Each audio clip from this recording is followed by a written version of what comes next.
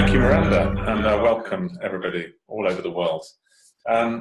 So the premise of this discussion is to talk about digital entertainment in Africa. And I suppose my first question would be for ANTOS, which would be, is there such a thing as digital entertainment in Africa? And if there is, why is it such an interesting opportunity? Well, I think that to answer your question with a definite yes, there is digital entertainment in Africa. But I mean, is it one thing or is it a different thing? Depending. I mean, we talk about Africa as one entity. It's a very different thing, and I think that we need to define digital as a lot of people know it, and as I mean, Africa and South Africa, a lot of it is mobile, and I guess that's kind of the distinction. I mean, most people are accessing on the continent in South Africa their music and their entertainment off their mobile phones, and therefore it is digital, and there is a huge future and a huge opportunity.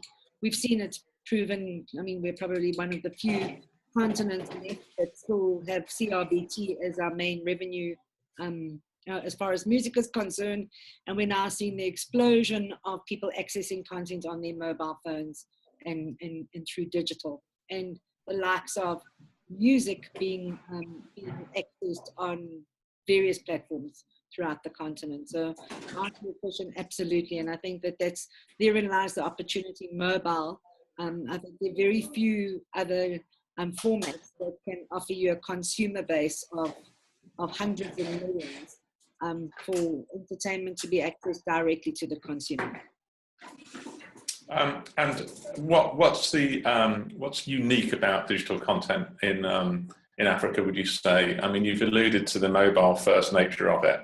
Are there types of content or types of revenue model that make it slightly different? Well, I think that whilst we know that it's slowing down, the ringback tone, the caller tunes ring, was very unique in that, I mean, what I would say, a vast majority, I think the formats were up to 80 or 90% of people phoning to hear a song as opposed to hearing a song on your phone that you can just download and listen to. And that's kind of been quite a unique concept. And as that probably slows down a little, people are accessing, and I think the big drive is localized content, and that is comedy. It's not necessarily just music. We're seeing short form accessing comedy, accessing lifestyle, accessing the traditional lifestyle of the various, I mean, you know, territories. And Stephen, if I can come on to you, this is a conversation we've had before. What kind of content is there across Africa which you would regard as going pan-African, and to what extent is content localized towards different regions? Well, I think the first thing is to make sure you don't treat Africa as one market. I think the trick is to try and match local content to the needs of the local consumers. What might work in South Africa may not necessarily work in Uganda or Kenya. And importantly, we see a lot of operators simply just trying to bulk up on local, and their first destination often is the archives of free-to-air broadcasters, which is content that is no longer unique, probably has been seen in a free-to-air broadcast capacity. And you're now trying to drive that across mobile, which has a data dependency. So really matching the content with the consumer. I think there are certain genres that can transcend boundaries. Gospel, African comedy seems to do well in multiple territories. But when you start to get to the telenovelas, the lifestyle components, you really have to be quite unique.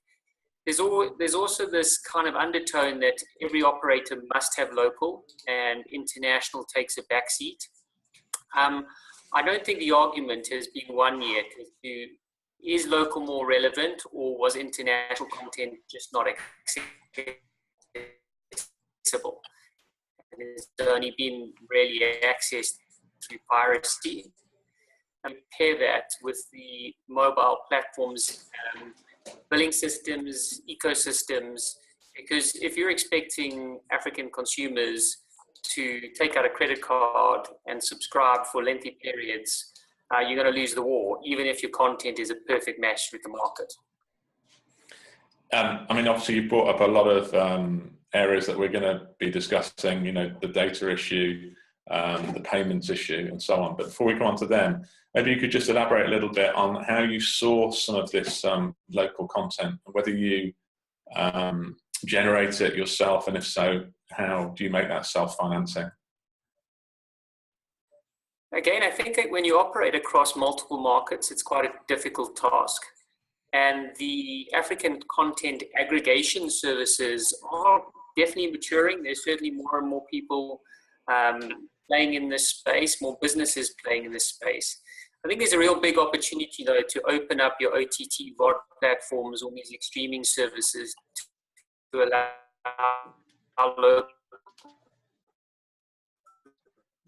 producers to load their own content, perhaps even set across mobile bases. Significant that we can see that data isn't necessarily Achilles' heel, even particularly for short form. Mm-hmm. So you can't go into original production in every country and strike gold. Original production is pretty risky. So I think you've got to have a blend. There may be one or two gems that you decide to invest in. You look at those content genres that, as I said earlier, may transcend the boundaries and work in multiple markets. To really get to some form of critical mass, if one can open their platform to local producers and studios that have struggled historically to get their short form content or even showcase their talents on the broadcast platforms, I think there's a great opportunity. And then you can curate that in itself by actually monitoring the uptake. As those artists or studios gain critical mass in terms of subscriber following, then you can start to say, well, there's content, there's a talent that we should invest in, and you can take them on a journey. So Fabien, I know this is something that you have worked quite hard on, creating these kind of self-sustaining models for finding talent and developing it. Maybe you could share a little bit of your experience. Sure. So I guess if we look at the ecosystem being the overarching driver, there's a old adage that everyone in the ecosystem has got to be happy. Whenever there's an imbalance, so either the content provider, the person performing the content, the network operator, or the platform partner, if anyone is unfairly benefiting from the environment, it doesn't work. It's not sustainable. We've seen over the last while many services enter Africa from abroad and not make it because, to your point earlier, many people look at Africa as one country and try and apply a cookie cutter model across everything. What's worked exceptionally well, and ANTOS certainly is a great example of this, is physically being on the ground in different territories. So the thing more than anything else is not just around having the best local content and having the best local partners, but physically being in the environment and understanding what's happening on the ground. Certainly from the things I've seen, that's been the most successful. Maybe you could give us a bit more detail on how you've built some of these structures. Sure. I suppose one of the good examples in different territories was Samsung's music service called The Clique. It was both, to be frank, a good and a bad example. It was a good example in that it aimed to offer local music to everyone in different territories. Samsung had local offices. It was a degree of localization. Universal was the primary partner, and the point was to integrate more local content. When that point of integrating more local content didn't happen as dynamically as it should, the service at the end of it didn't succeed. It had reached many millions of people across Africa, but it ended up not succeeding. And it was a really, really simple thing. At the end of the day, the platform was there, all the partners were there, the access to information was there, but because the localization didn't take place, it didn't work.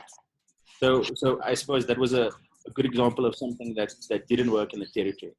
Certainly something that has worked exceptionally well, and ANTOS spoke about this and can probably speak about it more, is ringback tones with the previous networks, especially with local content. Music in many cases has been a catalyst for users accessing the data market. So many users are afraid of accessing data because of the cost of data.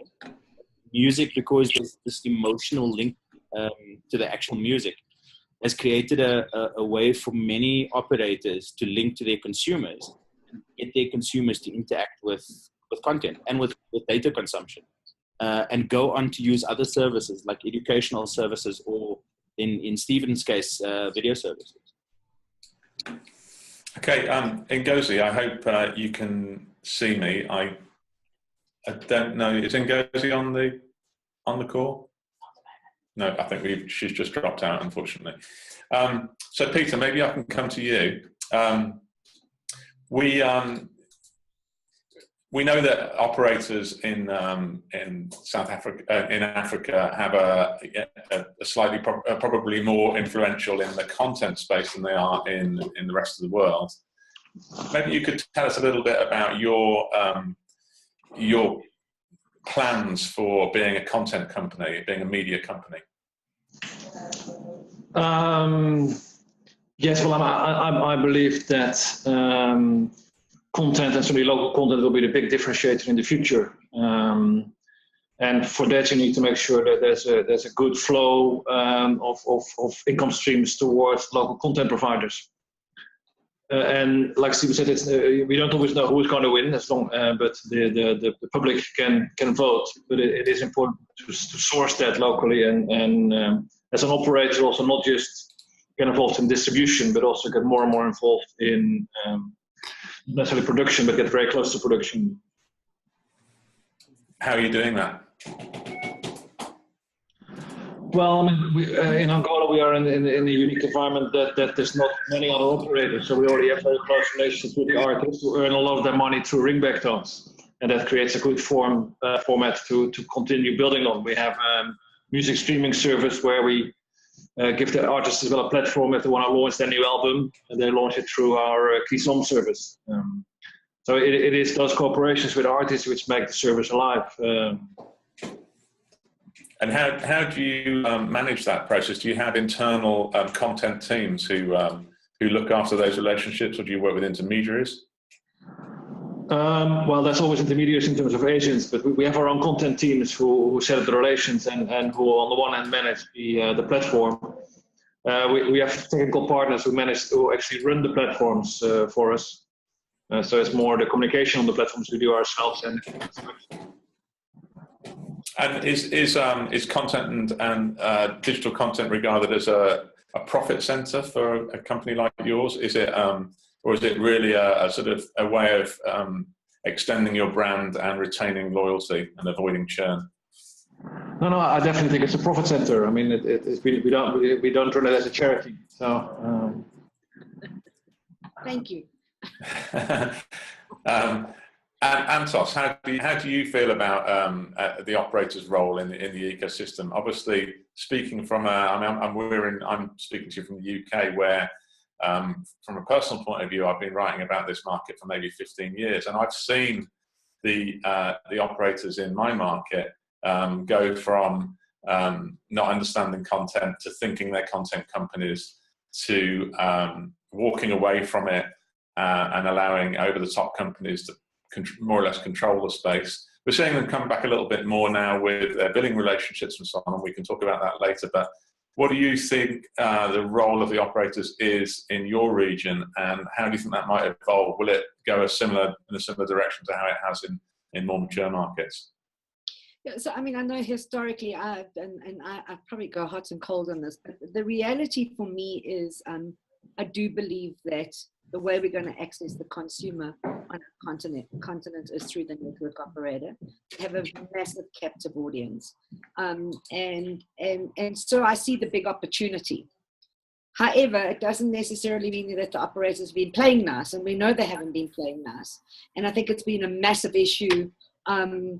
And if I can only use music as an example, because that's kind of where the history comes in as we come out into entertainment in its full 360 environment, the operators have made and been successful in some territories and actually created a very sustainable environment for independent artists.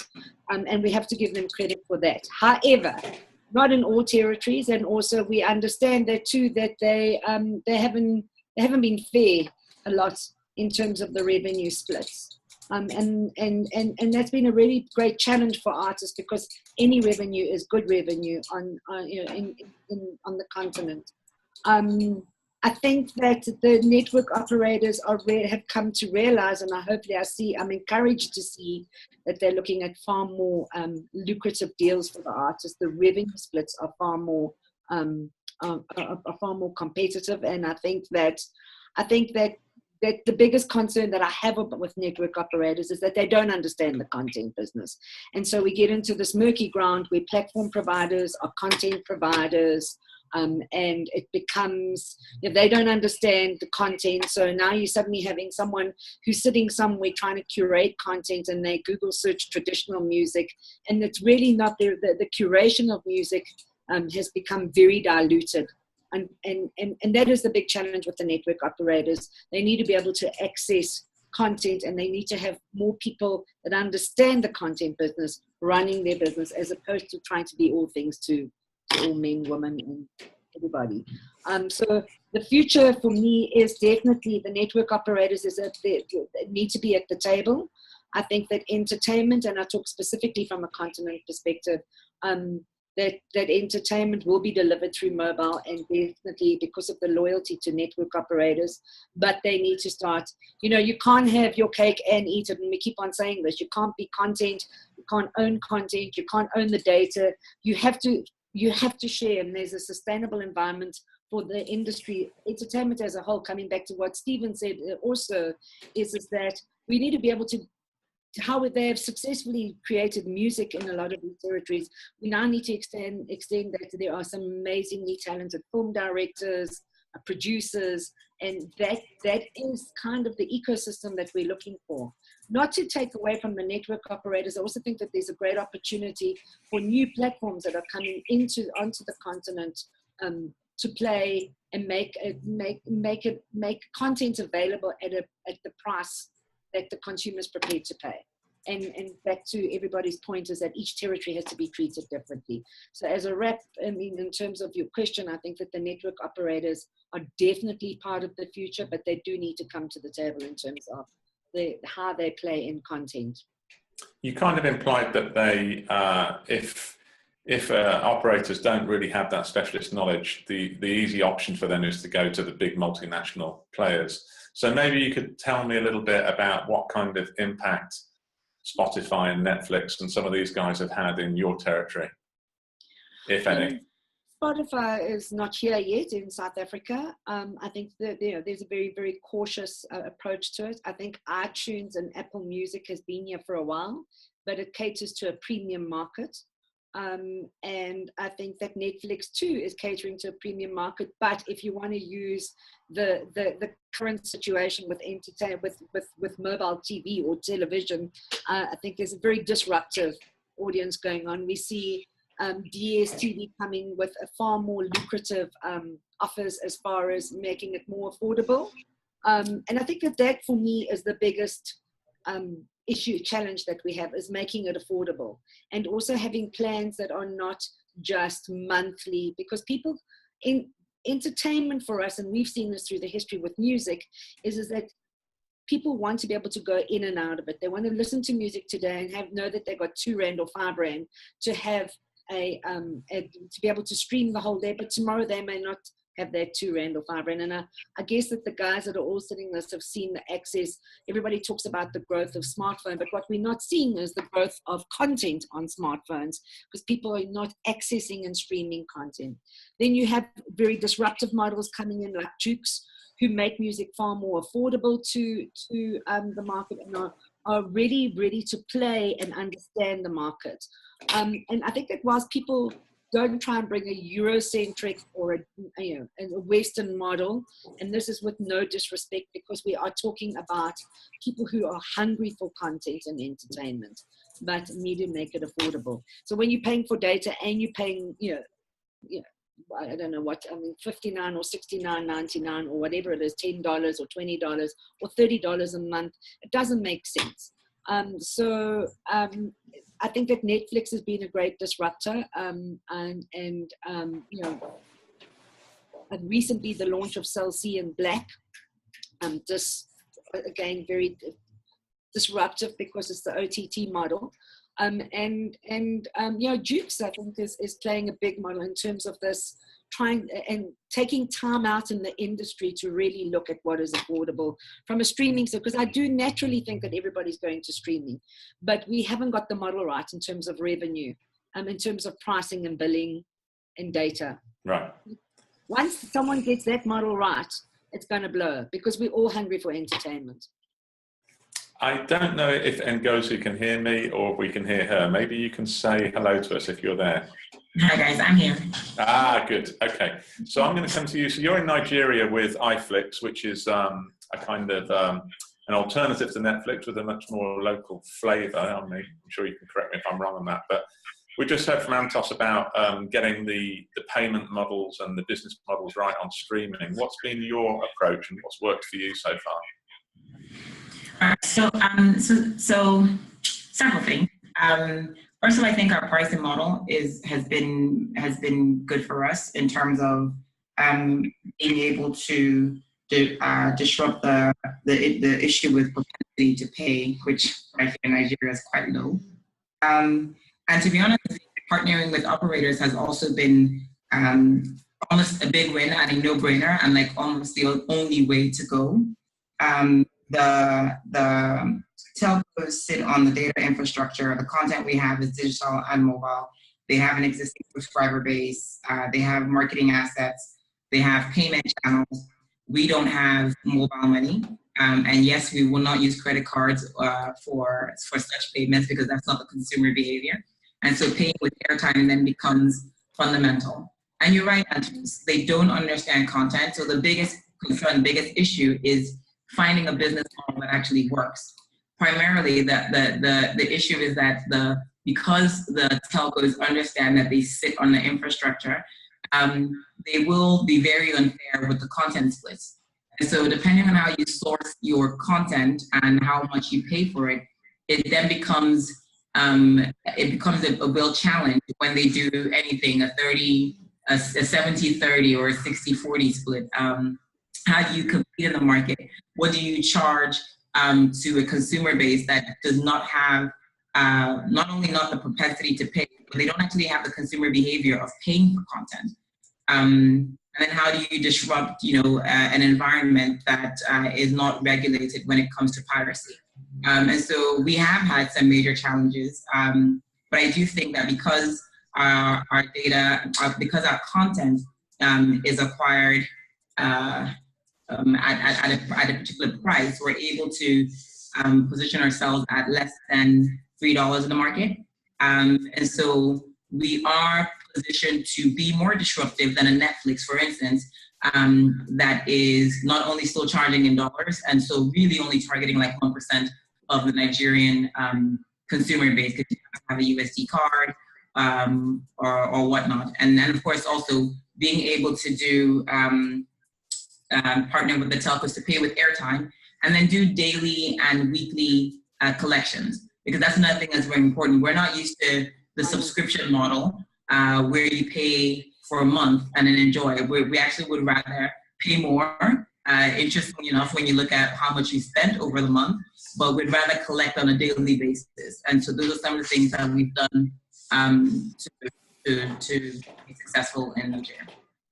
So just to be really explicit about it, if I was arriving in Nigeria and I wanted to find IFLIX and access some content, and I also wanted to look at Netflix, maybe you could sort of give me a side-by-side comparison of the fees and the kind of billing models available and the difference between weekly, monthly, daily charges and so on. Right. Okay. So it depends on who you're going to roam with, first of all. So tell who you're working with. Once you land, if you're roaming with Glow, you can find us on Glow Cafe. And we have a partnership with Glow that has IFLIX currently free for certain data subscribers. And we will push a bit.ly link so that you can download the IFLIX app. You can also get us on iTunes or on the Play Store or on www.iflix.com. Now, a side-by-side comparison, would be right now we can pay with your Glow airtime, and we're working with other telcos to make this a possibility as well. And of course, in terms of the content spread, our content is international, but you also have telenovelas, Bollywood, Hollywood, obviously, Nollywood, K-dramas, and we have cartoons and kids content.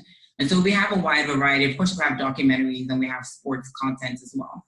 And so I think the two things that separate us or make us very distinct are the payment channel and our variety of content. And of course, the price. Okay. And how many subscribers do you have or customers do you have at the moment? Well, we have over 100,000 at the moment. We launched in August of last year, and the growth has been. It started trickling in, and then as soon as we launched our partnership with Glow, we saw the benefit of the marketing assets, with ATL, the BTLs, and the digital marketing and that push. Once again, that's why it's fundamental to have these partnerships, because they sit on a subscriber base and are able to communicate and market to them in a very specific way. And what are the other ways of getting to the kind of content that you offer? If I were in Nigeria and I didn't use IFLIX, where would I be able to find your content? To be honest, because we have such a wide variety, that's a very tricky question. So if you're looking for Nigerian content, you might find it on Iroko. If you're looking for international content, you might find it on Netflix. Right. With Bollywood and the K-dramas and the telenovelas, maybe DSTV. But yeah, there is no one-stop shop for all the content we have.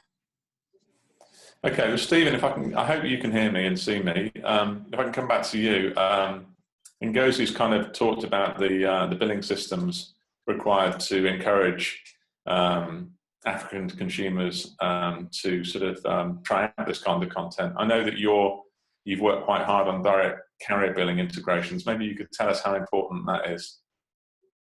Yeah, I think it's absolutely fundamental. I think that there are still some major disruptors that the telcos themselves can do to enable critical adoption or the critical mass in the content space.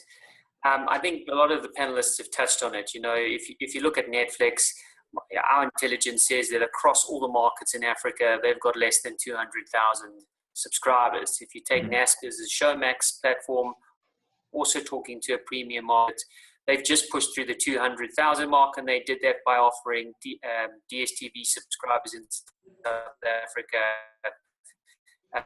free access to Showmax. There's no monetization of that. So the credit card billing monthly subscription for mass market deployment in Africa simply doesn't work. So the carrier billing component becomes significant, but in certain markets, the operator is looking for as much as 70% of the revenues. If you're in a content space and you're trying to pay royalty to studios that range from 55 to 75% for premium content, there's no business model in the world that's going to work. And what we need is the operators to realize that if they can align their direct carrier billing financial models to the likes of PayPal microbilling, the MasterCard, Visa card, traditional 5 to 10%, they're going to have a lot of major OTT players coming to them, bringing the content and looking to access their network. Vis-a-vis the way it is right now is that they're kind of shunning the OTT operators. They're nervous of them. They're scared they're going to either dilute their existing video play operations, or they're going to rob their customers, or they co-own the customers, which makes them quite nervous. And I think that the telco operators' partnerships with media entities, we touched on it. Do they want to be a telco operator, or do they want to be a broadcaster in a media business? They are essentially a gateway.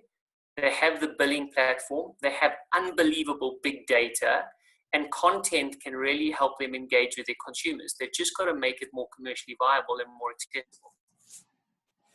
So, Peter, are you one of these companies that's charging 30%? Sorry, yes. You are charging 30% for content on carrier billing? We don't do carrier billing, so it's okay. No, I mean, I think it's even more than 30% often. I think it is generally too high. At the same time, I don't think we can be at the same level as the PayPals, given that airtime is also a very expensive model, and you already have to pay commissions of 10 to 15, 20% even in some cases to use it.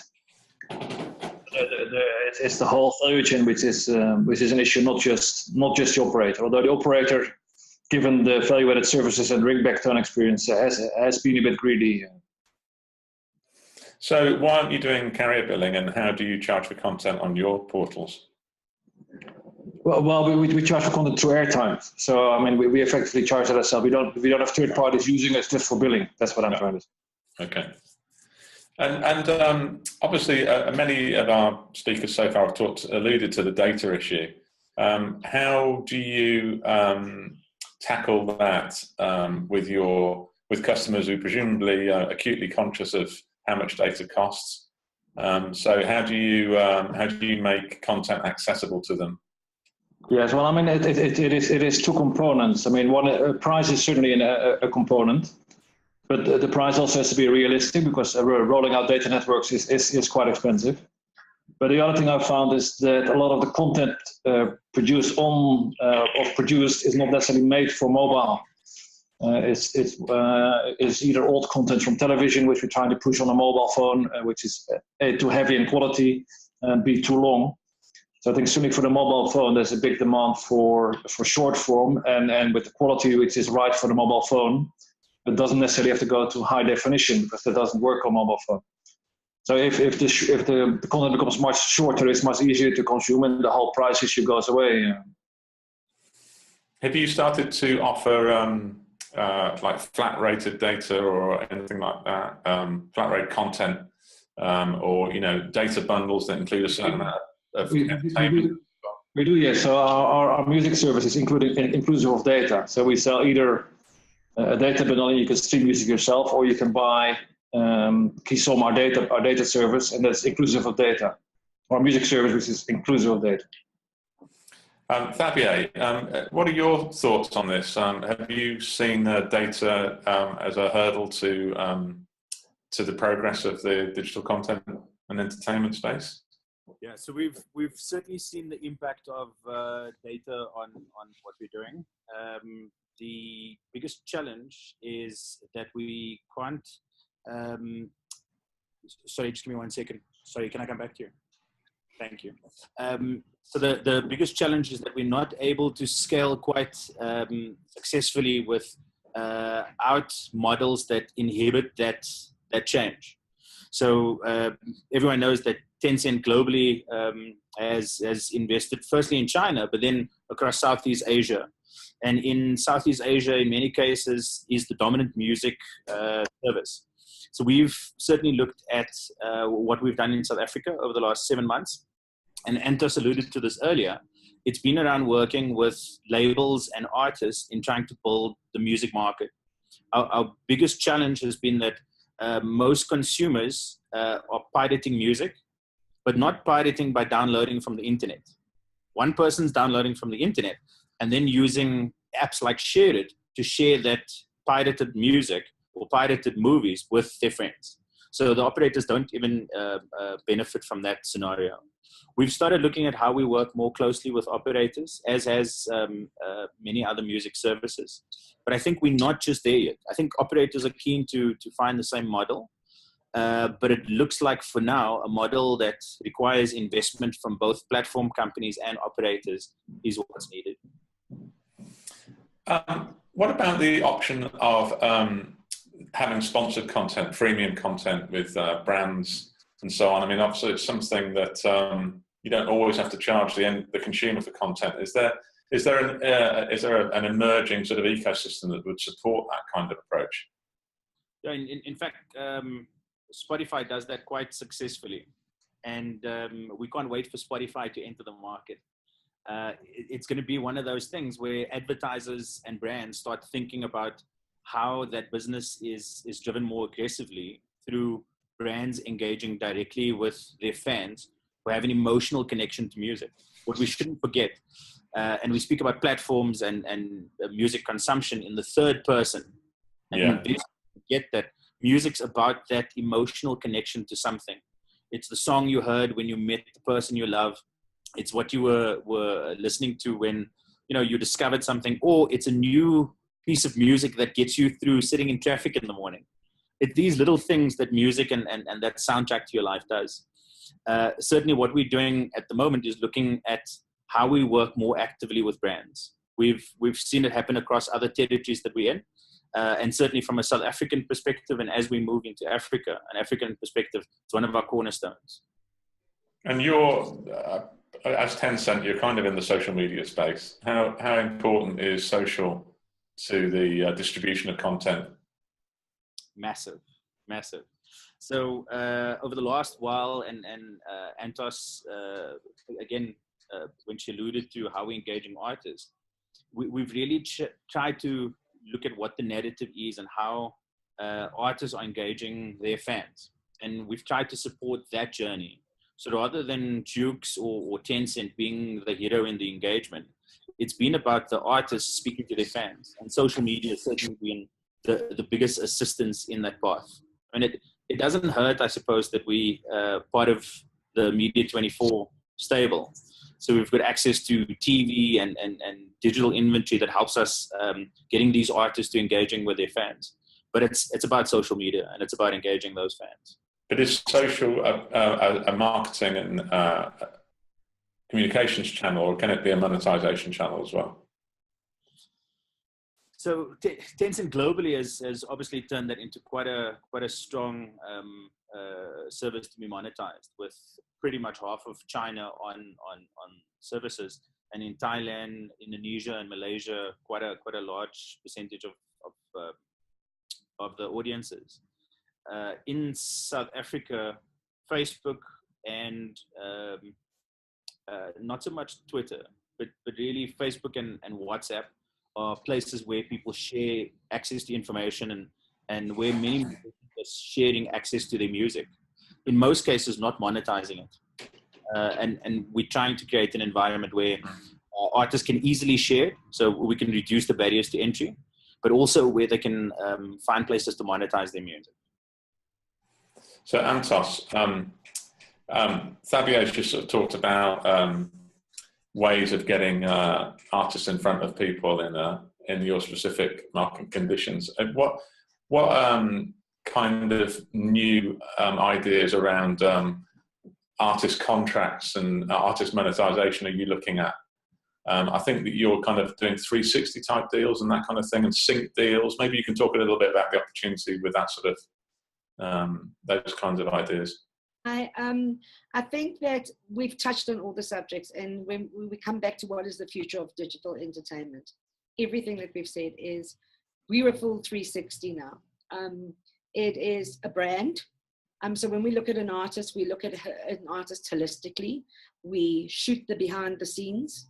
We provide an opportunity for the artist. We create a video for them, hand in hand. Our model has always been, having come from a major record label environment, our principle at CCA and our ethos is that the artist owns the majority. So our splits are very, very, I think, probably one of the best splits. And I think that's why we've been able to sustain the business, is that the artists now are seeing that the future of their business too is about looking at a holistic approach. Branded sponsors. So we have just recently done a brand where an artist, a brand wants to come in, and particularly through the mobile television world that we've now created with Viva Nation and working, is that we have brands who want to be associated with an artist who has got a music video, but is also now creating their own playlists on a little TV channel. We've got a TV channel that we launched a couple of years ago called Viva Nation that's starting to gain momentum. So you now have brands. So the business is now a hub. So to answer your question, I think that you've always got to remember, we've got to allude to the fact that the most important people are the people that are creating the content, whether it's a producer, an artist, and for them to be able to reinvest in themselves is to be able to earn revenue. And so the branding, the video, the movie, the man behind the music, the woman behind the music, the group behind the music, it all now, we don't just do a track. We do the full 360. And interestingly enough, we just actually moved into a cooking. We kind of did a very local cooking environment where we had celebrities come in and talk about more of the reasons why. It's kind of conversations around cooking. And already we're seeing brands coming in to say, hey, listen, can we do a top and a tail? Can we sponsor? So that, I think, is where we're moving to. In all of this, going back to what everybody says, it comes the pricing. And allude to what I mean, those from IFLIX is that you have to be able, the consumer needs to be able to go in and out of content comfortably, knowing that on a Friday they want to listen to music and that package is 10 Rand, $1, 50 Naira. Because we've seen people enter the market, go with free data, that everything ramps up, the content owners are really happy. And then the free data is pulled and it crashes. And I don't want to name company, but we know countries, we've seen this happen. So it's finding the perfect model of brands so that as everybody can come to the table. The one thing that I do have to say about the network operators is that they do need to come to the table. And that's not what they're doing right now. They seem to consistently want to try and do their own thing and do, and also those people from the international perspective, and I'm seeing it more and more, as Spotify want to sit down and have a conversation. They don't want to come in. I think that Jukes is in with Jukes' big opportunity is that they are part of NSPAS. So what they bring to the artist is the possibility of having TV advertising. We all have to be at the table, and the people I think that are not playing or need to start playing far more, or participating in this conversation are the network operators. So good to UNITEL, Peter, nice to see. But Peter comes from a history, I think Peter's vision has always been this, is that the net, we have to coexist. And we do definitely, the network operators have to be part of this digital front on the continent. NGOZI, if I can come back to you, what sort of systems are you setting up to encourage local content providers to work with you and also to think of you as a destination when they're thinking about getting their content out to local consumers? Right. So one of the things that the mobile platform has done is that it's provided an additional monetization channel for content producers. Yeah. So they're super excited to have as many SWOT platforms as they are, or as many video on demand platforms, because that's the only way because they have more options, right? It's not just DSTV or DVDs, or maybe even Netflix that has actually acquired a handful of local content. And so what ends up happening is that they come to us, they look for exclusive deals. They are looking to monetize. They are looking to do originals that would only be found on your platform, so at least they know, because they also want that brand recognition, so that people know that certain producers can be found on a particular platform. And to be honest, I feel like the more players that there are in the market, the more opportunity the content provider not only has to monetize, but then it also raises the bar for them in terms of the quality of content that they produce. And so right now we're always looking for, well, not always looking, we're always filtering actually the number of content providers that come out, because over the years you would find that there are a lot of people that have been creating content don't know what to do with it. And when YouTube came out, they started monetizing on YouTube, but then once the demand grew, whatever you would get from YouTube started to diminish significantly. And so now you have people that are actually giving out their content for free on WhatsApp and on Instagram and Facebook, just trying to grow a brand for themselves. But I think point, the best way to, even for them to up their game and to invest more on the quality of their content is by liaising with platforms like ours and looking for ways to better monetize. What about customers with feature phones and sort of less sophisticated handsets? Is there anything that you can, is there any sort of content that you can offer those guys? Or are you really just targeting smartphone users? Yeah, our target is really more for smartphone users. They're the low-hanging fruit. And you know, when you consider the quality of the content that we have, it would probably be counterintuitive for anyone on a non-smartphone to download a data stream, to be honest. So I think our focus definitely is on our smartphones. And how do you look at content discovery? I'm assuming there's a lot of content available on your platform, and if you're largely on smartphones, how do you approach the discovery issue? So based on what you mean for folks that are already on our platform? Yeah. So we have different things. Machine learning. So depending on what you watched recently, we surface particular content to specific users, and there is content that we've created specific to users.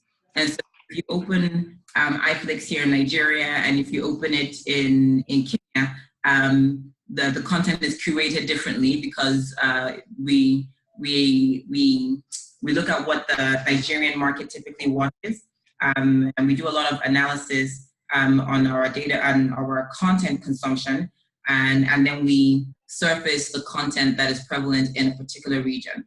Right. If you've never been on the platform before and you're accessing it in a certain region, once you start watching, like I said, we have machine learning that has an understanding, analytics to say, well, NGOZI likes action and NGOZI watches drama, and so those are the things that will surface on my mobile phone when I open the IFLIX app. So yeah, you can also personalize and customize the kind of content you want to watch, so that is what we surface to you. Okay. Stephen, I hope that you can still hear me. You are you're sort of expanding across the African continent. Could you tell us where you think the biggest opportunities are? Which regions are sort of underdeveloped and ripe for expansion? So I think there's obviously the low-hanging fruits where there is mature infrastructure, strong deployment of mobile money, mobile wallet solutions. So places like Kenya offer great opportunity, but there are some regulatory frameworks in certain markets like that. Kenya has up to 30% withholding tax, which makes it limiting for small margin businesses with high royalties. I think that where the interesting spaces are coming, where you're seeing a big deployment of city free Wi-Fi zones that eliminates the Achilles heel of data.